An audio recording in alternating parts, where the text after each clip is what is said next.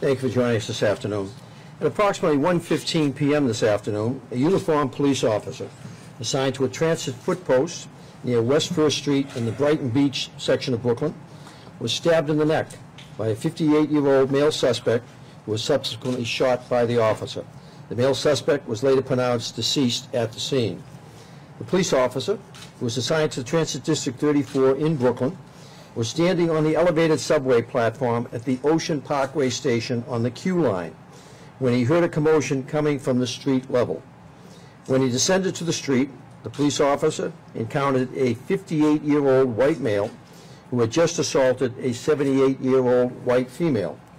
While attempting to apprehend the male suspect, the officer was assaulted with an 11-inch hunting knife, and I believe we have photos of that knife that were made available to you, sustaining a wound to the neck.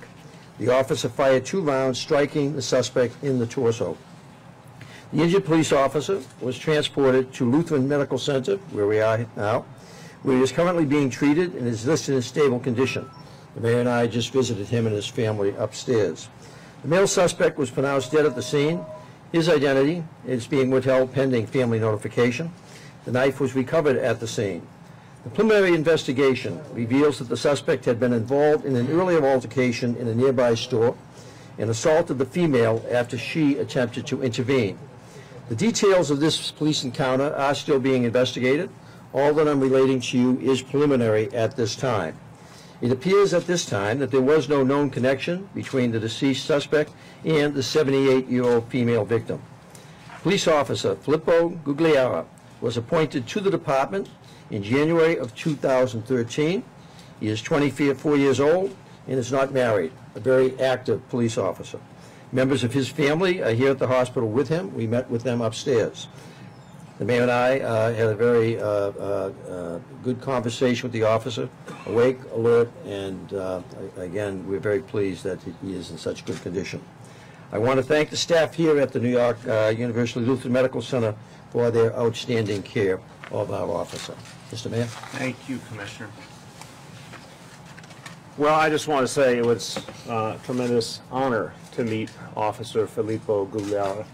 He was brave. He pursued this perp, followed his training, did the right thing, went toward the danger. It was so good to see him, thank God, in great shape upstairs. This is an example to the city of the kind of men and women who join the NYPD, who are ready to serve, who are ready to walk into harm's way to make sure their fellow New Yorkers are safe. He heard the cries of an elderly woman. He went to the scene. He confronted the perpetrator, and thank God the officer came out okay. He is a great guy. We had a great conversation with him and his family. His father, Joe, and his sister, Dina, were upstairs with us. We had a great conversation. Born and bred Brooklynite. We got into a conversation about his Little League baseball career, and he actually played baseball in a lot of the same fields that my son Dante did. And we had a great conversation. And a guy who had just went through such a tough experience, he was positive, he was proud of what he had done, and we told him how proud we were of him. So I want to thank everyone here at Lutheran. I want to echo the Commissioner's point that folks here at this hospital did a great job, and thank God the officer is well, and he is an example to us all. Thank you. Any on-topic questions? Commissioner, the suspect's criminal history, I'm not saying his name. Bob, are you in a position to give that? Chief of Detectives, Bob Boyce. Well known to all of you, a rising star in the department, and in SAG. I'll try to hold through. Right now, he has one prior arrest, and that has been sealed. That's an aggravated harassment, but it's been sealed, and it's the complainant wanted to go no further than that. So we don't have. He doesn't have much of a criminal history at all. Could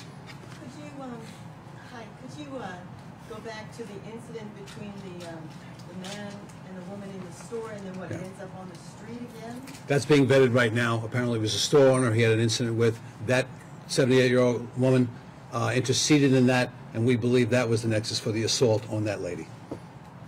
It's my understanding the incident happened just a few blocks away from Coney Island Hospital. Why was the officer taken here? That was the choice of EMS. You'd have to ask them, but this is a trauma center. I think we have one of the doctors here. You can ask them that question. Maybe this is what you mean by vetting. In other words, it happens in the store, and then you're not clear on how it ends up that That's way. right. We have the 78-year-old lady. We're speaking to her. We're seeking that merchant right now. Was the 78-year-old injured? Yes, she was. She was taken to the ground by the perpetrator, and she was on the ground, and she has several bruises right now. Perhaps for Chief Fox or the other chief, could you describe what the transit officer was doing on the platform? He was part of, ironically, an initiative that I created back in 1990 when I was chief of transit police. But I'll ask Chief Fox to describe the circumstances of that assignment and what he is there specifically for. An important part of safety in our subway system is helping our young people get to and from school safely. As you know, as you would expect, it's large crowds, and so we call that safe passage, where we have officers specifically dedicated to these platform stations and train lines to make that work well and keep them safe and keep the system running well. This is a photo of the knife that was recovered at the scene. The initial photographs taken of the deceased suspect, the knife was within a few inches of his hands. The protocol is that it was moved several feet away, first reviving officers, but as you can see, our officer is very fortunate.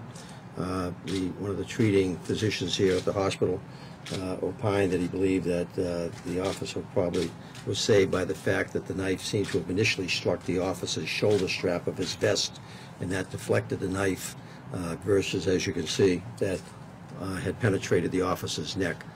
It would be a very different story that we'd be telling with you here this afternoon. But it did cut the skin. It did, and that's why he's being treated, and he'll be held overnight here at the hospital. Can you consider how difficult it is for someone to be stabbed in the neck and then still be able to fire the gun? Can somebody address that?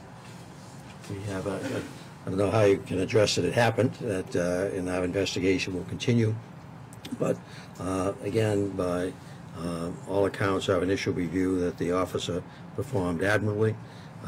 Had the occasion to listen to the radio transmissions. He was giving very good radio transmissions to get officers, get assistance to him, and he faced quite clearly a life-threatening situation with this individual. And we don't, it's only conjecture, but for his intercession in the assault on the 78-year-old woman, the suspect armed with this knife, that we really don't know what might have occurred there, but for the interruption of that assault by the officer. What was the extent of the trigger wound? Were there stitches? What did doctors do for him? Doctor, he's asking what treatment he received here and the extent of the injuries. Come on up. He's up the mic, sir. Thank you. The officer received a few stitches. He underwent some testing to make sure that there were no more major injuries, which there was none. And that was the extent of his treatment at this point. Was this more of a slash or a stab? Was this a deep wound? It wasn't that deep. Thank you.